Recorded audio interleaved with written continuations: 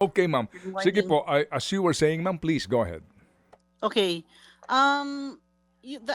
We heard no na that the NPC decision is already out, but we haven't read the decision yet.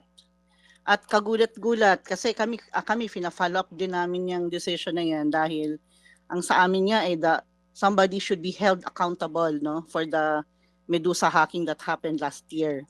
So kagulat-gulat yan kung the fine is 2% of the gross income in 2022 that of 228 billion.